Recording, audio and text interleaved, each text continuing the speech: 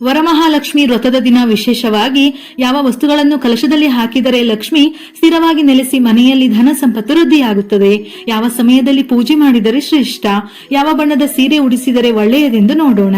ಸಕಲ ಸೌಭಾಗ್ಯವನ್ನು ನೀಡಿ ಮನೆಗೆ ಮಹಾಲಕ್ಷ್ಮಿ ಆಗಮಿಸುವ ಬಹಳ ಪ್ರಶಸ್ತವಾದ ದಿನವೇ ವರಮಹಾಲಕ್ಷ್ಮಿ ವ್ರತ. ಈ ವರ್ಷ ಆಗಸ್ಟ್ 21 ಶ್ರಾವಣ ಮಾಸದ 2ನೇ ಶುಕ್ರವಾರದ ದಿನ ವರಮಹಾಲಕ್ಷ್ಮಿ ವ್ರತವನ್ನು ಆಚರಿಸಲಾಗುತ್ತಿದ್ದು, ಈ ವ್ರತವನ್ನು ಎಲ್ಲಾ ಮುತ್ತೈದೆಯರು ಭಕ್ತಿ ಶ್ರದ್ಧೆಯಿಂದ ಆಚರಿಸುತ್ತಾರೆ. ಭವಿಷ್ಯೋತ್ತರ ಪುರಾಣದ ಪ್ರಕಾರ ಲಕ್ಷ್ಮಿಯು ಕ್ಷೀರಸಾಗರದಿಂದ ಅವತಾರ ತಾಳಿದಳೆಂದು ಹೇಳುತ್ತಾರೆ.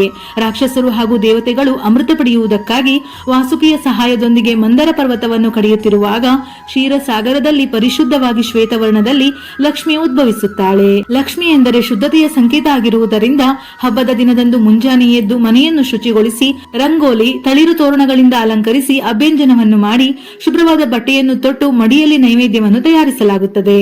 ತುಂಬಾ ಸರಳವಾಗಿ ಮಹಾಲಕ್ಷ್ಮಿ ಅಮ್ಮನವರಿಗೆ ಇಷ್ಟವಾಗುವ ರೀತಿ ಹಬ್ಬ ಮಾಡುವ ವಿಧಾನ.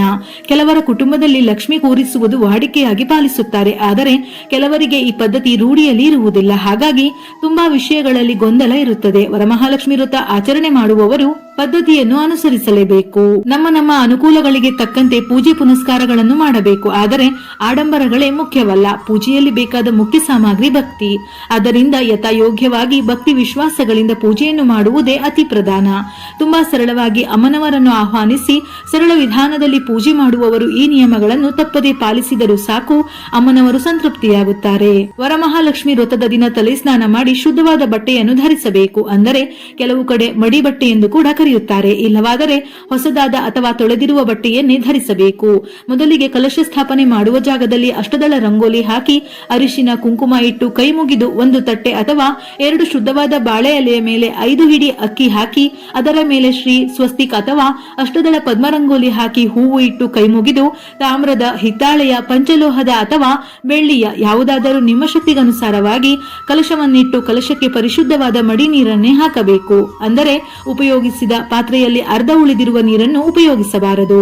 ನಂತರ ಕಲಶದಲ್ಲಿ ಅರಿಶಿನ ಕುಂಕುಮ ಅಕ್ಷತೆ ಅಡಿಕೆ ಹೂವು ಹಾಕಿ ಒಂದು ನಾಣ್ಯ ಹಾಕಿ ಆದಷ್ಟು ಸ್ಟೀಲ್ ಕಲಶವನ್ನು ಇಡಬೇಡಿ. ನಿಮ್ಮ ಬಳಿ ಇದ್ದರೆ ಬೆಳ್ಳಿ ನಾಣ್ಯ, ಗೋಮತಿ ಚಕ್ರ, ಕವಡೆಗಳು, ಕಮಲದ ಬೀಜ, ಕೆಂಪು ಕಲ್ಲು ಸಕ್ಕರೆ, ಗೋಡಂಬಿ, ದ್ರಾಕ್ಷಿ, ಬಾದಾಮಿ, ಲವಂಗ, ಏಲಕ್ಕಿ, ಲಕ್ಷ್ಮೀ ಕವಡೆ ಇವೆಲ್ಲವನ್ನು 3 ಸಂಖ್ಯೆಯಲ್ಲಿ ಹಾಕಬೇಕು. ನಂತರ ಲಾವುಂಚ ಬೇರನ್ನು ಸೇರಿಸಿ. ಲಾವುಂಚ ಬೇರನ್ನು ಲಕ್ಷ್ಮಿಯ ಸ್ವರೂಪವೆಂದು ಹೇಳುತ್ತಾರೆ. ಹಾಗಾಗಿ ಕಲಶಕ್ಕೆ ಲಾವಂಚ ಬೇರನ್ನು ಹಾಕುವುದರಿಂದ ಲಕ್ಷ್ಮಿ ನಮ್ಮ ಮನೆಯಲ್ಲಿ ಸ್ಥಿರವಾಗಿ ಬೇರೂರುತ್ತಾಳೆ. ಹಾಗಾಗಿ ತಪ್ಪದೆ ಈ ಬೇರನ್ನು ಹಾಕಲೇಬೇಕು. ಇಲ್ಲವಾದರೆ ನಿಮಗೆ ಒದಗುವ ಲಕ್ಷ್ಮಿ ಸಂಕೇತದ ವಸ್ತುಗಳನ್ನು ಕಲಶದ ಒಳಗೆ ಹಾಕಬಹುದು. ಈ ರೀತಿ ಕಲಶ ಇಟ್ಟು 5 ವೀಳ್ಯದೆಲೆ ಅಥವಾ ಮಾವಿನ ಎಲೆಯನ್ನು ಇಟ್ಟು ಅದರ ಮೇಲೆ ಚೆನ್ನಾಗಿರುವ ತೆಂಗಿನಕಾಯಿ ಇಟ್ಟು ಕಲಶಕ್ಕೆ ಅಲಂಕಾರ ಮಾಡಿ ಮಾಂಗಲ್ಯ ಹಾಕಿ ಅಂದರೆ ಅರಿಶಿನದ ದಾರವನ್ನು ಹಾಕಬಹುದು. ಅರಿಶಿನದ ದಾರದಷ್ಟು ಶ್ರೇಷ್ಠ ಮತ್ತೊಂದಿಲ್ಲ. ನಂತರ ಗೆಜ್ಜೆ ವಸ್ತ್ರ ಹಾಕಿ ಕಮಲದ ಹೂವು ಅರ್ಪಿಸಿ. ಇದ್ದರೆ ನಿಮ್ಮ ಬಳಿ ಇರುವ ಒಡವೆಯನ್ನು ಕೂಡ ಅರ್ಪಿಸಿ ಪೂಜೆ ಮಾಡಬಹುದು. ಅಮ್ಮನವರಿಗೆ ತುಪ್ಪದ ದೀಪ ಎಂದರೆ ತುಂಬಾ ಇಷ್ಟ. ಅದರಲ್ಲೂ 5 ಬತ್ತಿಯ ದೀಪ ಅಥವಾ 2 ಕಂಬದ ದೀಪ, 1 ಕಾಮಾಕ್ಷಿ ದೀಪ, ಈ ರೀತಿ ಬೆಸ ಸಂಖ್ಯೆಯಲ್ಲಿ ದೀಪ ಹಚ್ಚಿ ಪೂಜೆ ಮಾಡಿದರೆ ಬಹಳ ಶ್ರೇಷ್ಠ. ಸೀರೆ ತರಲು ಸಾಧ್ಯವಿಲ್ಲದಿದ್ದರೆ ಬ್ಲೌಸ್ ಪೀಸ್ ಇಟ್ಟು ಕೂಡ ಪೂಜೆಯನ್ನು ಮಾಡಬಹುದು.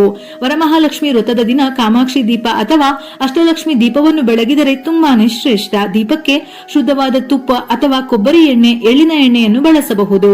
ದೀಪ ಬೆಳಗಿದ ನಂತರ ದೀಪಕ್ಕೆ ಸ್ವಲ್ಪ ಅರಿಶಿನ, 2 ಲವಂಗ ಅಥವಾ ಜಾವತ್ ಪೌಡರ್ ಈ 3ರಲ್ಲಿ ಒಂದನ್ನು ಸೇರಿಸಿ ದೀಪ ಬೆಳಗಿ. ನೀವು ಕೋರಿದ ಇಷ್ಟಾರ್ಥಗಳೆಲ್ಲ ಖಂಡಿತವಾಗಿಯೂ ನೆರವೇರುತ್ತದೆ. ಇನ್ನು ಈ ದಿನ ತಾಯಿ ಲಕ್ಷ್ಮಿಗೆ ಕೆಂಪು, ತಿಳಿ ಹಸಿರು, ಆಕಾಶ ನೀಲಿ, ಮೆರೂನ್, ಹಳದಿ, ತಿಳಿ ಗುಲಾಬಿ, ಕ್ರೀಮ್ ಬಣ್ಣದ ಸೀರೆಗಳನ್ನು ದೇವಿಗೆ ಉಡಿಸಬಹುದು. ಇನ್ನು ಈ ದಿನ ಬ್ರಹ್ಮ ಮುಹೂರ್ತದಲ್ಲಿ ಬೆಳಿಗ್ಗೆ 5:30 6:30 ಈ ಸಮಯದಲ್ಲಿ ಕಲಶ ಸ್ಥಾಪನೆ ಮಾಡಿದರೆ ಒಳ್ಳೆಯದು. ಆದರೆ ಅಷ್ಟು ಬೆಳಗಿನ ಜಾವ ಎಲ್ಲರಿಗೂ ಕಷ್ಟ ಆಗುವುದರಿಂದ ಬೆಳಿಗ್ಗೆ 6:10 ಬೆಳಿಗ್ಗೆ 8:20 ಪೂಜೆ ಮಾಡಬಹುದು. ಶುಕ್ರವಾರ ಬೆಳಿಗ್ಗೆ 9 ಗಂಟೆಯಿಂದ 10:25 ಒಳಗೆ ಪೂಜೆ ಮಾಡಬಹುದು. ಬೆಳಿಗ್ಗೆ 10:49 ಮಧ್ಯಾಹ್ನ 12:22 ರಾಹುಕಾಲ ಇರುವುದರಿಂದ ರಾಹುಕಾಲಕ್ಕೂ ಮೊದಲು ಪೂಜೆ ಪ್ರಾರಂಭ ಮಾಡಿದರೆ ಶ್ರೇಷ್ಠ. ಹಾಗಾಗಿ ಬೆಳಿಗ್ಗೆ 10:25 ಮೊದಲು ದೇವರ ಮನೆಯಲ್ಲಿ ದೀಪ ಬೆಳಗಿ ರಂಗೋಲಿ ಹಾಕಿ ಕಲಶ ಸ್ಥಾಪನೆ ಮಾಡಿ ಕಲಶದ ಪಕ್ಕದಲ್ಲಿ ದೀಪಾರಾಧನೆ ಮಾಡಿ ನಂತರ ಮನೆಯಲ್ಲಿ ಮಿಕ್ಕಿರುವ ಕೆಲಸ ಅಂದರೆ ಪೂಜೆಗೆ ನೈವೇದ್ಯ, ಅಡುಗೆ ಹೀಗೆ ಮಾಡಿಕೊಂಡರೆ ಒಳ್ಳೆಯದು.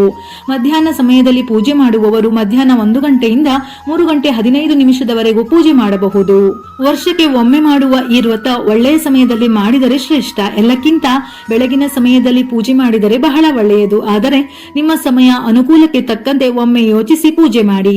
ಇನ್ನು ಸಂಜೆ ಸಮಯದಲ್ಲಿ ಪೂಜೆ ಮಾಡುವವರು ಸಂಜೆ 5:30 ರಾತ್ರಿ 8:30 ಪೂಜೆ ಮಾಡಬಹುದು.